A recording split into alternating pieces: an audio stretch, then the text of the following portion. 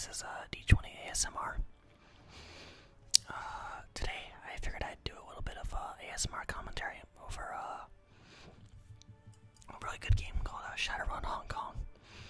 Now, Shadowrun is actually a franchise. This is the third game in the series. The first one being Shadowrun Returns, second one being Shadowrun Dragonfall, the third one being this one, Shadowrun Hong Kong. It's made by Harebrained Schemes, who are some very, very, very talented developers.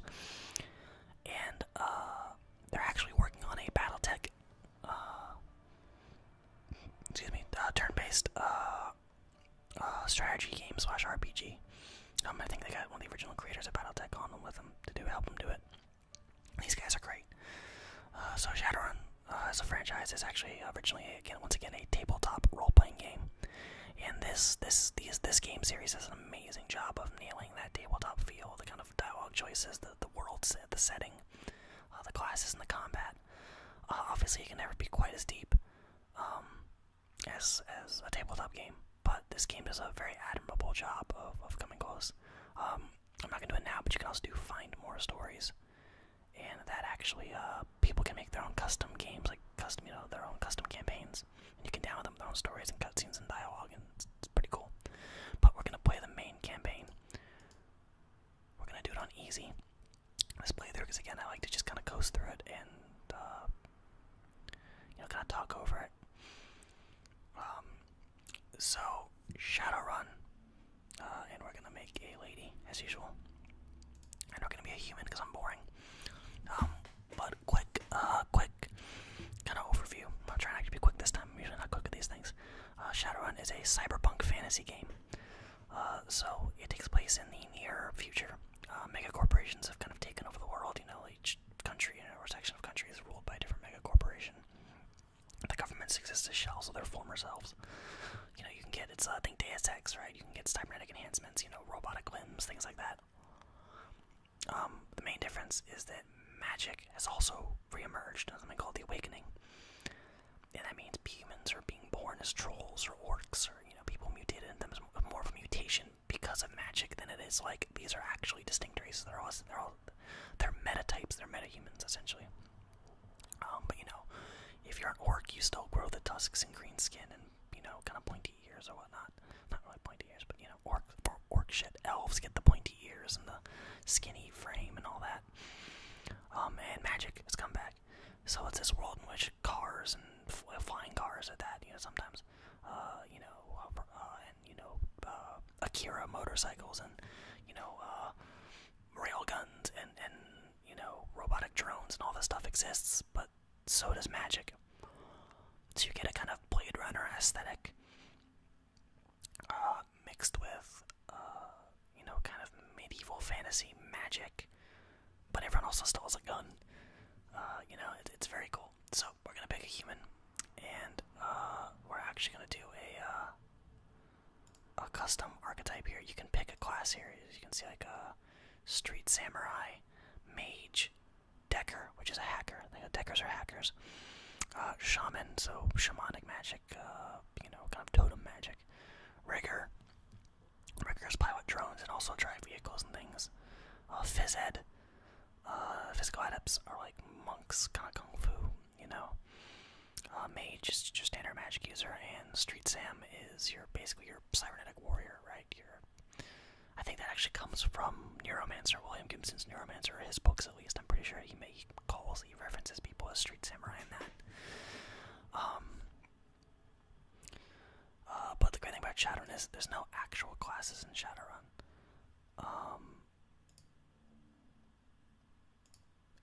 Shadowrun is basically a classless game. You can spec people out more towards one way or another. But generally speaking, you can kind of be a mix and match of whatever you want.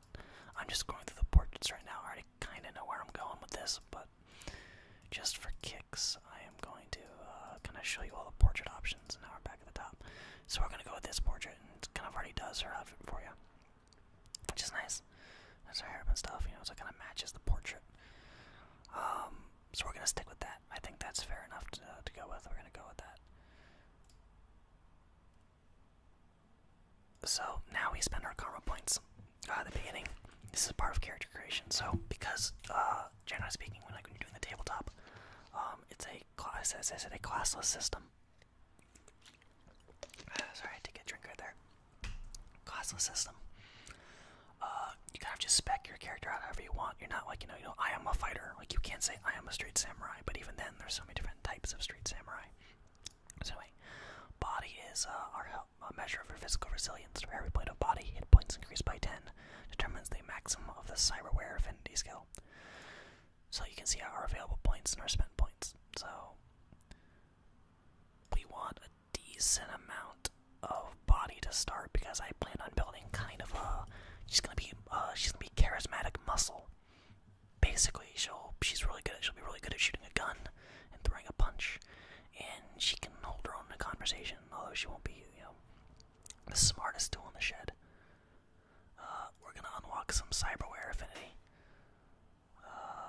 and we'll stick there for now. Right now, we're gonna kind of so quickness used to calculate the hit chance in ranged combat, reduces the chance to be hit by enemy attacks.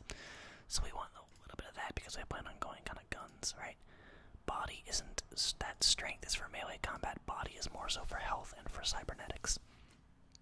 So in this scenario, we want someone who's tough, who can shoot, and who can talk good with charisma, but we're not there yet. So for now, we're going to start with quickness 3. Now here, I can get up to dodge 3. However, I cannot exceed a skill. Cannot exceed the base stat that it's based off of. So quickness decides all these things. So all these so far can be up to 3, but they can't go past it. Now, since we're kind of making our character very, very tough, right? They're gonna have a lot of hit points. We don't need too much in dodge, although it's always a good idea to have a little bit, because you never want to get hit all the time, right? What we definitely want is ranged combat, because I plan on making her kind of a gunslinger. Now, we decide what kind of guns we want. Now, generally speaking, I found in this game that rifles, pistols, and shotguns are great. SMGs are okay. They can actually do really good in close quarters, but I kind of like the idea, because again, but this also playing on easy mode, so I can go more for a role-playing perspective. I like the idea of her being kind of a pistol, like a gunslinger with pistols and submachine guns, right? Kind of in close, hence her strength. We're probably gonna, her body, and we're probably gonna buff her dodge a bit. So we're gonna take pistols as much as we can. We're gonna up the quickness a bit. Same with ranged combat. We can see it saps our stuff a lot.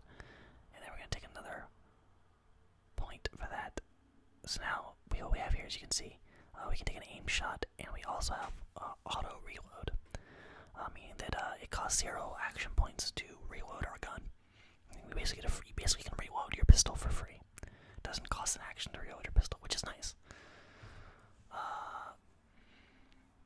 In the meantime, before we go more into that, we do want to up our charisma. Now, as you up your charisma, you can see I'm choosing an etiquette. An etiquette is basically something your character knows or has special knowledge about, more so than the average person. And it also unlocks dialogue options and conversations. So I, generally speaking, like to have very high charisma, because in this game at least, because it unlocks a lot of talking points, and a lot of alternative ways to get at it, to get through a scenario. In this game, you can actually avoid combat quite a bit. Occasionally, you'll be unable to avoid combat in certain story-based scenarios, but for a lot of fights, if you're good enough, you can actually, a good enough talker and stealthy enough, you can actually avoid combat in a lot of scenarios. I don't think you can do a complete pacifist playthrough, but pretty close. So, we're going to come with our character's backstory here first, and then we're going to figure out what would fit that backstory. Now, to be fair, the game kind of gives you a bit of a backstory. A character you meet pretty much at the very beginning of the game makes mention of kind of things you used to do in your old life, years ago, but it's left kind of purposefully vague. So, other than you were adopted by a particular person, he saved you from whatever life you were leading before, and then you since left that person, and you kind of lost touch with a couple other characters.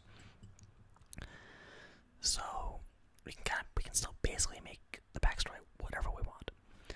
So, I am thinking to keep it kind of simple, and for role-playing purposes, to kind of play this character. We were kind of an orphan, right? Kind of a street tough, didn't really have parents, just kind of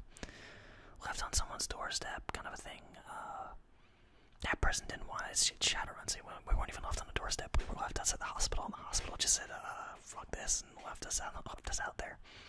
So we kind of raised ourselves, more or less. Kind of like group homes, like orphanages, kind of things, you know. Young age, got involved in some kind of gang. Right, probably maybe like a thrill gang, right? There's a couple different types of gangs in Shadowrun. Like there's I think they're called thrill gangs. Basically, just you're in a gang for the kicks, like not because you need money or because you know, whatever, just because it's fun. You know, you get a kick out of it. So we'll say she's a little fucked up in the head, right? She kind of enjoys hurting people. She's not a bad person necessarily. She just, if it comes to violence, she's not gonna sleep over it. And in fact, she kind of enjoys kind of letting her anger out on people who maybe, let's say, deserve it, right? As opposed to like abhorring violence or something. So she got the throw gang, didn't quite mesh with it, but for a while that was kind of, you know, she felt like she belonged somewhere. Was arrested, and actually no, that's how. Actually no, in this game it's confirmed. Like you can say like, oh, I was arrested. And, I think the game actually says like you're like basically dumped on the shores of Hong Kong after getting let out of jail. So that'll come after we get adopted by our foster father, because that's in the game. You can't. That's the one you can't change. Like you had a foster father.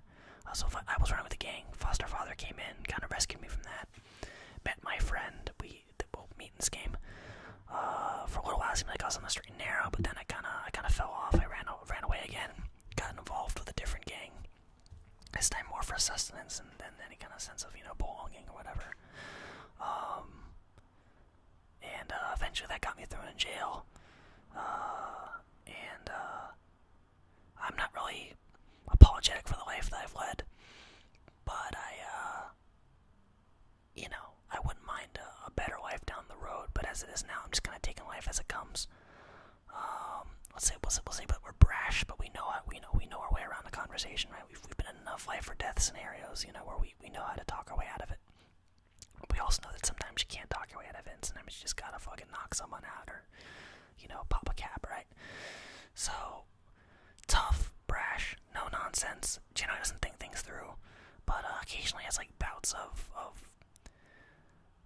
clarity where we're able to talk our way out of things. So we're gonna say first, since we were at the gang, we'll have gang etiquette.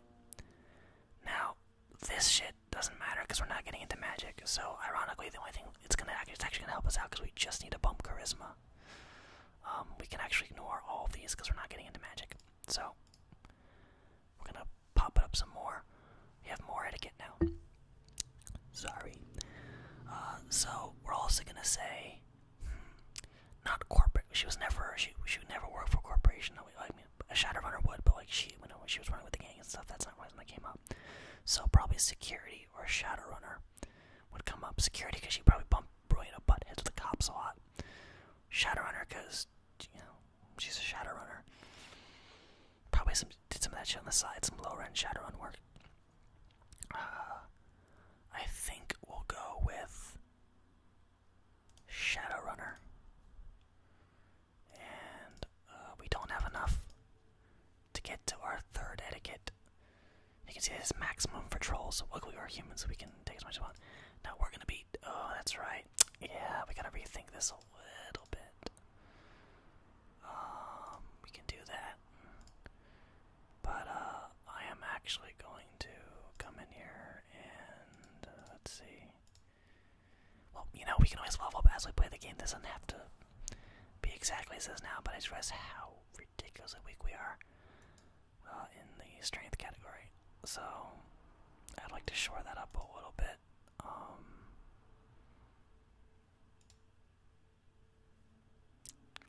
You know what? I don't think we'll do that because we're not there yet anyway. So we might as well. Doesn't get us anything. I mean, the rating goes up and makes our persuasion go a bit better, but we don't get any extra etiquette, so we'll actually lose that for now. And we'll go into strength. And I think we'll bump that up, and we'll bump up close combat with 1 dot. I'm actually not close combat with melee weapons.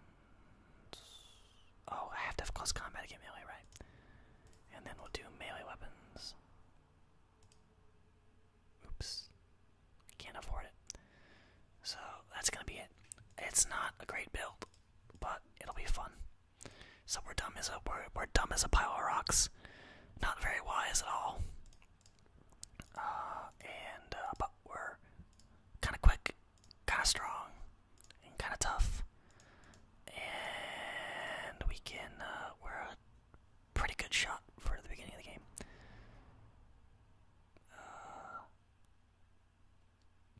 That's good enough. We're gonna confirm that. Now I gotta come up with our name.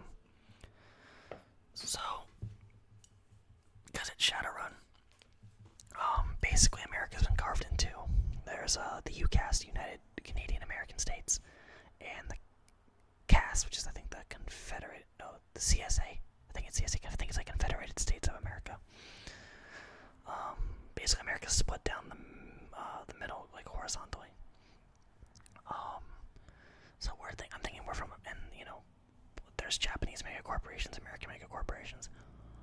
So the likelihood of your name being some kind of weird mishmash of, like yen is like the universal currency. It's called New Yen, like NU yen. Because Japan and business in like the 80s was a thing. Like there was a fear like, oh, Japanese businesses are taking over, and that's when Shadowrun was made. So that became kind of a thing where like that happened. Excuse me. The world currency became yen. So New Yen. So I figure like we'll have like kind of a weeb name mixed with an American name. So it'll be like I don't know, Kagami. Right? That sounds good, right? I think that means mirror. Yeah, okay. But our last name will be like Anderson. Kagami Anderson. There we go.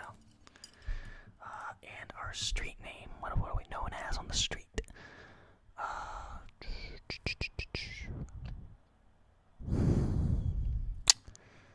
Trying to think of something cool.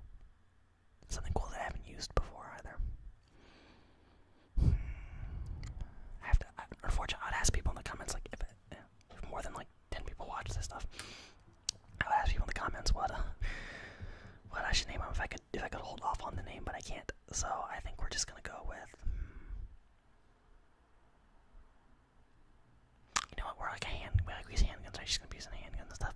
So it'll be Magnum, like Magnum PI. Magnum, right? She's huge and she's tough. So she's a Magnum. Confirm.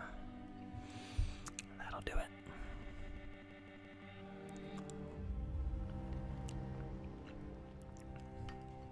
So we got a little cutscene here. How about that? So I keep hitting it with my bowl.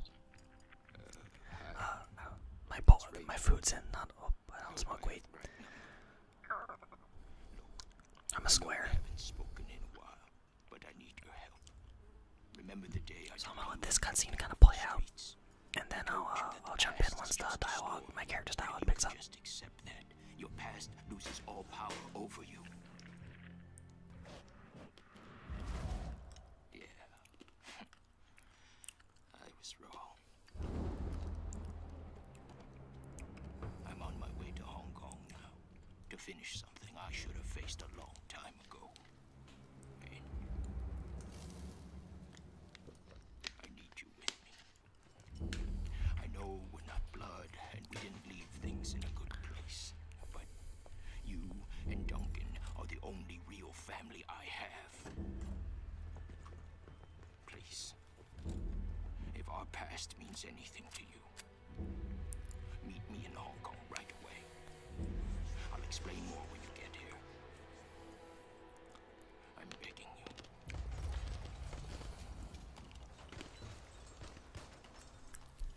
I'm almost out of time.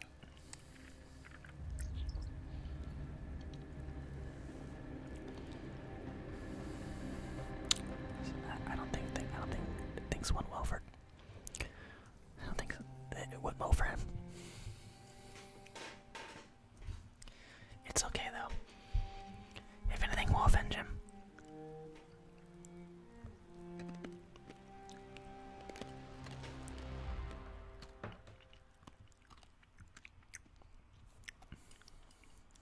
Alright.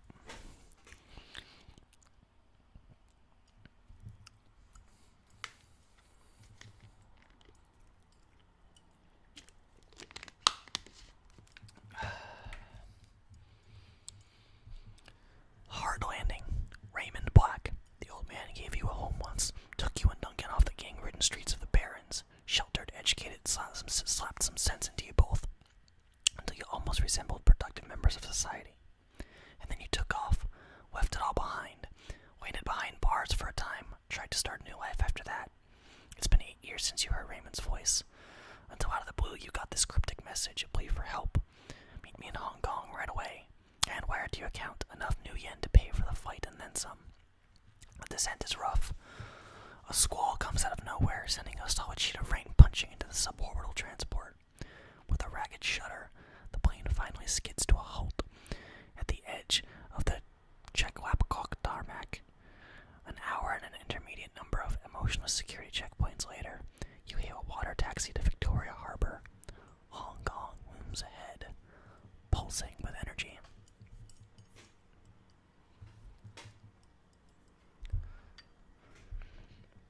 So this game operates from a top-down kind of isometric point of view,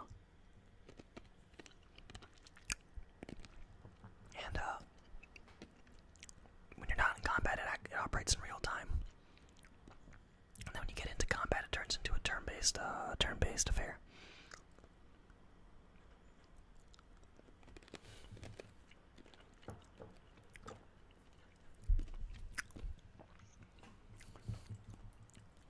Alright, there we go. Let's get started.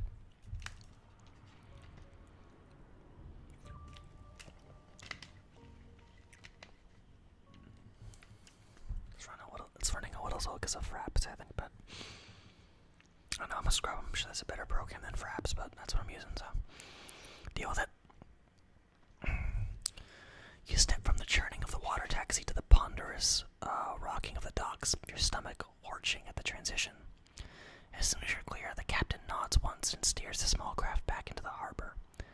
The man never said a word, just handed you a worn brown duffel bag when you stepped on board, filled with gear, some stiff new body armor, and a note, better safe than sorry, D.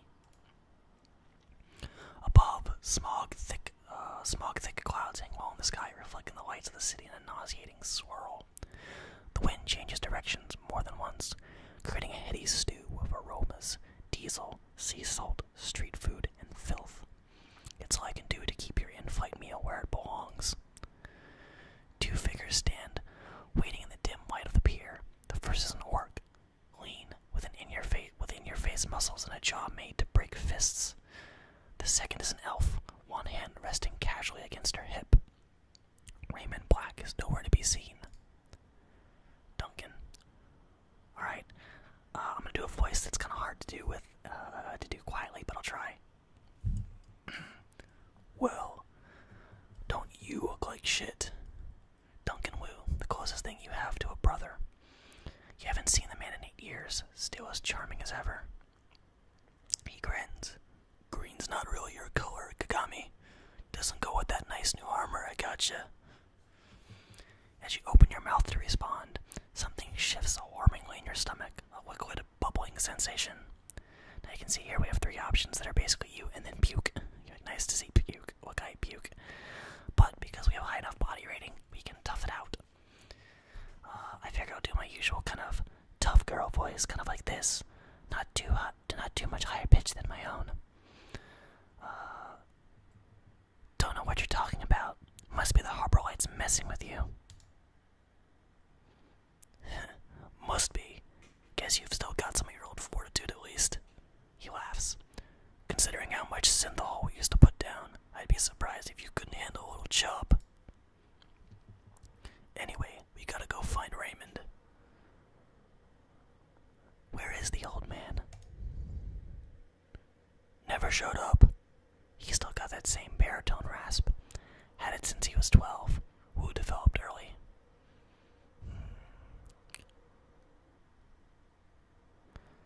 No sense standing around then. Where's the meeting place? Not far. Just on the other side of the pier here. He jabs a thumb behind him. Carter, the woman standing beside him, breaks in. We should get going, Duncan. Head back up to the meeting point in case your dad shows up. Copy that, Sarge. They're wearing Lone Star body armor. Looks like Duncan Wu's gone private police. So yeah, in Shadowrun, there is still technically local police, but they literally do pretty much nothing. They're basically powerless. Lone Star is essentially its own corporation. operation. Like, they do work for other corps too, but basically if you want actual police work to get done, you hire Lone Star, but they're also like super corrupt. So, I feel like my character's kind of a smartass, so we're gonna go with the dick answer, the dick response. You his girlfriend or something? Oh, hell no. The corner of her mouth flicks upward in amusement. I'm his partner. The woman taps her chest with an armored finger. Kata. I figured you could use some backup. Didn't know what Raid got himself into. Wasn't sure you were gonna show up. It's a tossed-off remark, but there's an undercurrent of resentment in it. You got something you want to say? Nope. He shakes his head. But look, I'm glad you're here, Kagami. Seriously. But I'm gonna need some time to get used to having you around again. Been a while since I heard from you. You know what I mean? Memories of sleepless nights and lock-up flash by, wondering if you'd ever see Duncan or Raymond again. Wondering if you even wanted to. And then, stepping out into the daylight, suddenly free, the fall of some obscure corporate restructuring. A few hundred new yen worth of apology from your former jailers, and a decision to start a new life, to leave the past behind. All of it. Until now. I had my reasons. Can we leave it at that for now? Who stares at you as goggles reflecting the harbor lights? Sure. He scans the waterfront, frowning. Let's just find Raymond. He was supposed to meet us in the plaza on the other side of this pier. The sooner we find him, the sooner you all can have a big, happy family reunion over dinner. Carter grins. And the sooner I can find a place to get a drink around here. Damn right. Ahead of you, Hong Kong rises, serpent-like from the sea. Government and megacorp coiled together, writhing in their basket of institutionalized corruption. No one can tell where the snake's body ends and its tail begins. That's what Raymond used to say. Duncan turns and stares down and starts down the pier. Carter follows. Alright, so now I have control, and it's kind of Diablo-esque controls. If you've ever played Diablo before, you just click to move. You click where you want to move. Or like any kind of top-down isometric tabletop game. Can we get through that? No, I ain't strong enough. And she doesn't want to hack. She doesn't feel like hacking that one. So we're going here. Ooh, that was bad. That was a bad one. Sorry about that, guys. The guard shack at the end of the pier is dark and empty. Duncan gives the gate a push, but it doesn't budge. Huh. Well, that was open earlier. Duncan frowns. Looks pretty solid. Maybe if you bang your head against it hard enough, it'll open. Huh. Maybe. He squints into the guard shack. Strange there's no one here though, isn't it? Carter shrugs. Who knows? It's Hong Kong. Not exactly sure how things work around here. Come on, rookie. We can cut through the construction site. I hate it when you call me that. Now we get to go back. There we go.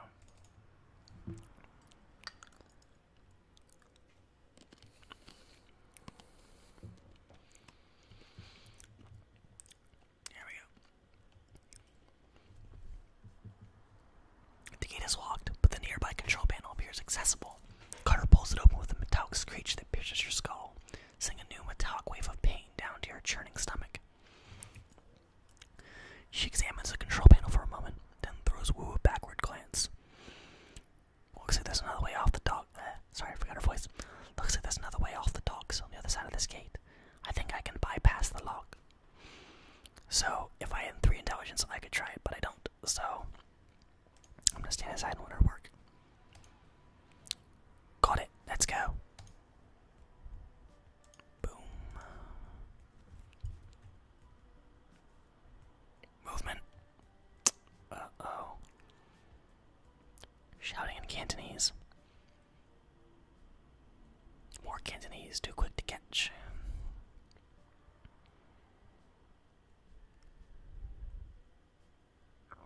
The group on the dock was fishing a package out of the speedboat when you surprised them. Now the package is at the bottom of the bay, and the speedboat is disappearing into the distance.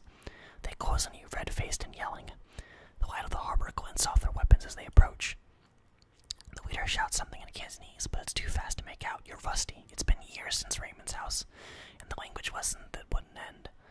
The old man never spoke anything but his native language at home. Wu speaks with authority. His Cantonese is as solid as ever. He never let it drop. You guys doing some late night fishing?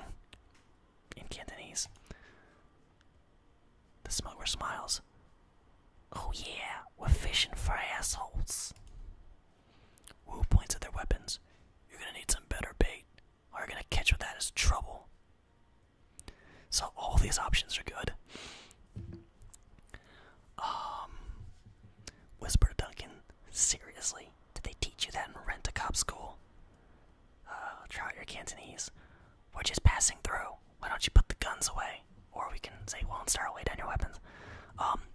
The first time I played through this game a while ago, I do actually remember I said Lone Star, and my Cantonese is terrible. Your character's Cantonese is terrible, so but they still get that you're saying, like, you're Lone Star, even though, like, you mangle it. And then they're like, you don't have any fucking jurisdiction here. So just for the sake of things, I'm gonna try this one. We're just passing through. Why don't you put the guns away? Their spokesman laughs, looks at his crew. Hey, you talk good Cantonese, baby. Real authentic. Just change his accent completely from, like, fucking, like, Brooklyn or Jersey to, like, Australian. He keeps laughing. Actually, you told me you're gonna crap a gun. Who flashes his badge? Lone Star, put the guns down. The smuggler squirts. Oh, what if he did that, right? Squirt. Okay, sorry. The smuggler squints at Wu's badge and smiles at his friends. Oh man, I have to try not. I'm gonna start, like, laughing at Control B and then I'll have to stop the video. Okay, never seen a badge like that before. Either it's fake or you're some kind of security guard. He grasps his rifle. Either way, this ends the same. I think he's done talking. Alright, we are gonna close the tutorials because I remember pretty well how to do this. It's pretty straightforward. We are gonna move up here into cover. So you can see it's kind of got the, if you played XCOM, it's like partial cover, full cover, and then, like, the directional facing, and then, you can move and you can shoot depending on how many action points you have left. We're gonna move Duncan up to here. No, she's a caster as well, I believe, so. Duncan's still able to shoot, I think, so we're actually going to, we're gonna take a shot at her. And we got a hit. So, this game doesn't have, obviously the most, like, amazing, combat animations and stuff like that. But, honestly, that's not the point of this game. This is meant to be a simulation of a tabletop game, and really the enjoyment comes from the role-playing and from all that kind of stuff, so. And honestly, once you start unlocking lots of abilities for your party, it actually gets pretty fucking interesting. And combat can actually get pretty exciting. So, ooh, so he got stunned, he got punched, he's gonna see the Z's there, he's stunned. Which is just not good. You're gonna take an aimed shot at a wounded lady here, trying to finish her off. She's dead. Now, because I didn't move, I still have enough AP to take a shot at this guy. So even though it'd be better to move to more cover, we're gonna do that instead. And we're gonna drop a mana ball, see if we can catch them both. Can we? I hit my name red. Yeah, we got both of them. Alright, that's good. They got fucked up there. So he's gonna move back and take a shot at her. Oh, he's getting fucked up. That's not good. Oh well. Hopefully he snaps out of it soon. Yep, he snapped out of it. We're good. Alright, so we're back to me. Now see, I can't use aim shot again for 2 more turns on cooldown. But I can still pop some shots here. Oh, Jesus, really? Alright, well. We're gonna burst fire this guy because we pretty much can't miss. risk him busting me up anymore, so we're gonna kill him. Make sure to kill him. And because she didn't move, she can still mana ball, motherfucker, so. I'm sorry, that's a power bolt, not a mana ball.